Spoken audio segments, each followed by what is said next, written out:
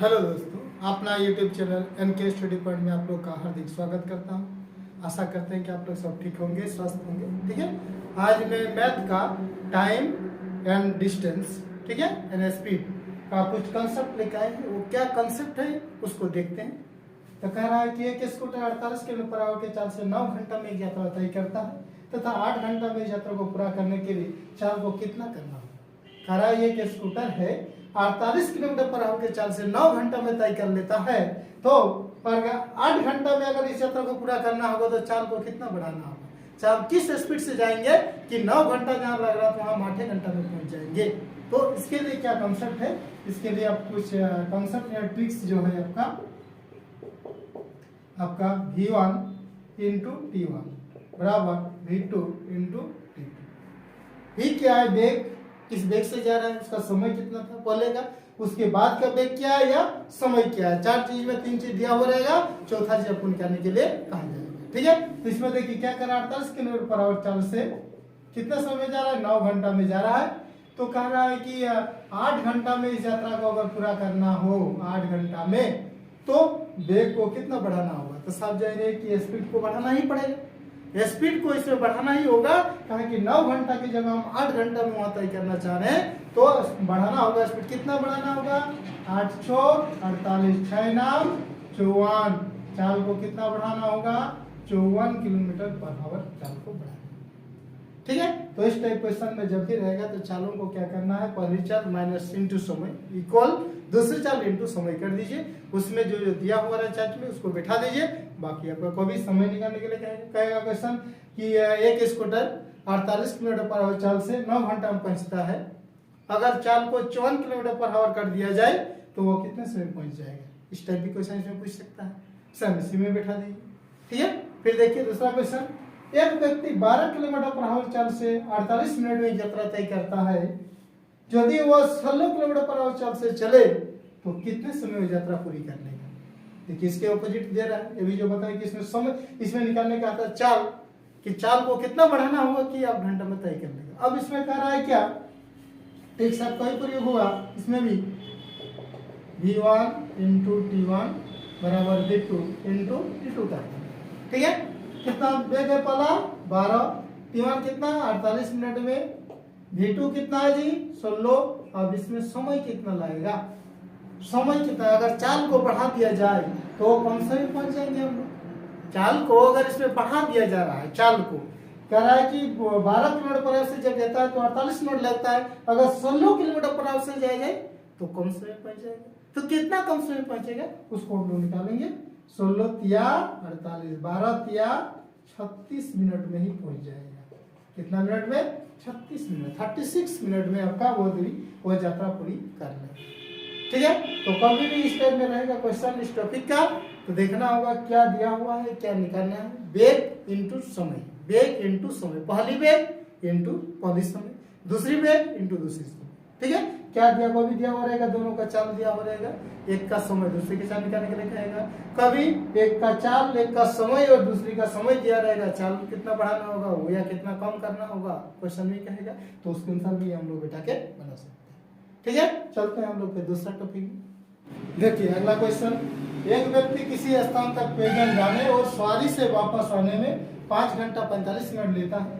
यदि ये दोनों सवारी का प्रयोग करता तो 2 घंटा समय कम खर्च होता। तो कहता दोनों ओर पैदल चल के जाने में कितना समय लगेगा। ये पूछेगा दोनों ओर से सवारी से जाने में लगेगा कितना समय लगेगा, इस टाइप का क्वेश्चन पूछेगा। हम ट्रिक्स में इसमें क्या लिखेंगे, यदि एक व्यक्ति किसी स्थान तक पैदल जाने और सवारी से वापस आने में, सवारी से वापस आने में x घंटा समय लगता है, तो वो दोनों ओर सवारी का प्रयोग करता है या दोनों ओर सवारी का प्रयोग करता है तो y घंटा कम समय खर्च होता है या 2 घंटा अधिक खर्चा होता है। तो कह रहा है कि दोनों ओर पैदल चलकर जाने में लगा समय ऐड कर देना है, दोनों ओर सवारी से जाने में लगा समय माइनस कर देना है। बस यही टॉपिक इसमें दिमाग में रखिए और बाकी कुछ करने की जरूरत नहीं है।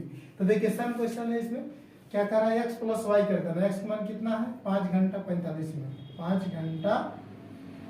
घंटे 45 मिनट प्लस 2 घंटा जोड़ दीजिए, 5 2 7, 7 घंटे 45 मिनट आपको 7 घंटा 45 मिनट आपका आंसर।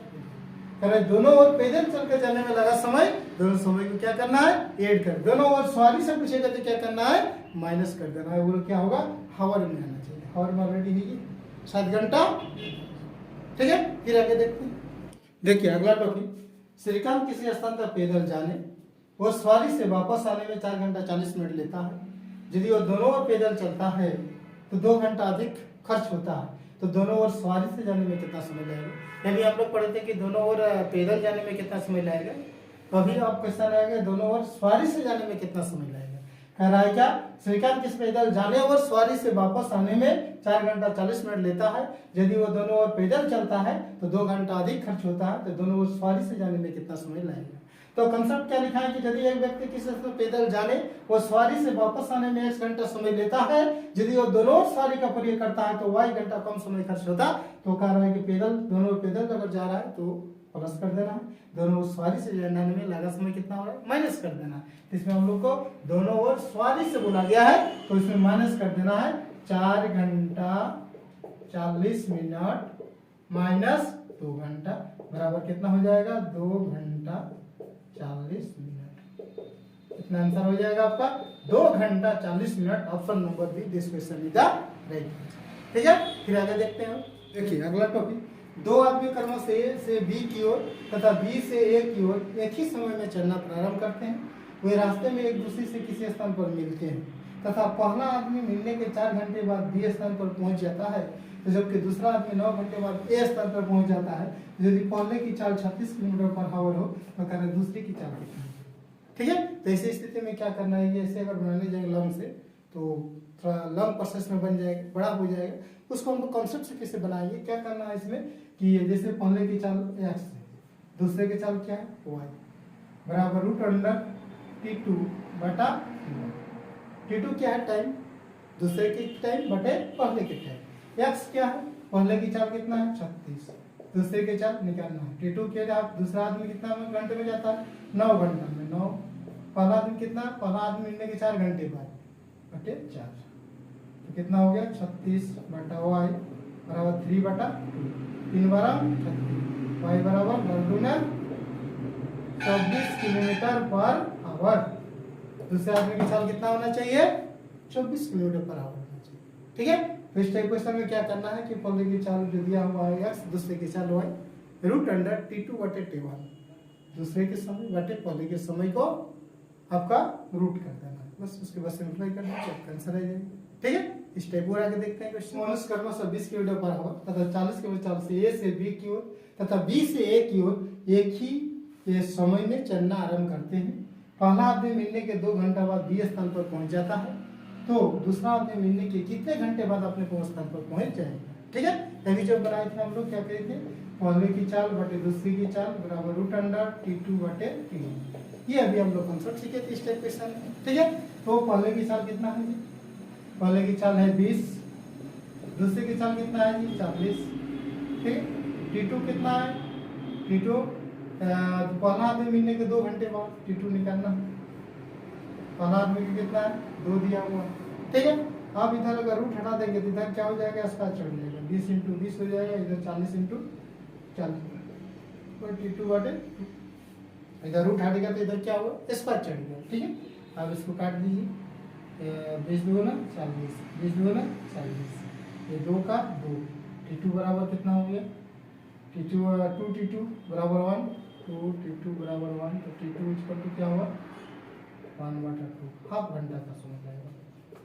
कह रहा है कि दूसरा आदमी मिलने के कितने घंटे बाद अपने स्थान पर पहुंच जाएगा, तो हाफ घंटे बाद पहुंच जाएगा। तो इस टाइप के जो भी क्वेश्चन रहेगा, ये कहेगा कि ए से बी की ओर गया, फिर बी से ए की ओर गया, और पहला आदमी मिलने के 2 घंटे बाद बी पहुंच जाता है, तो ए का मिलने का समय क्या है, या बी के मिलने का समय क्या है, या ए की चाल क्या है, या दूसरे की चाल क्या है। जब भी इस टाइप क्वेश्चन पूछेगा तो डायरेक्ट आपको क्या करना है, x बटा y करना है, रूट अंडर t2 बटे t1 करना है।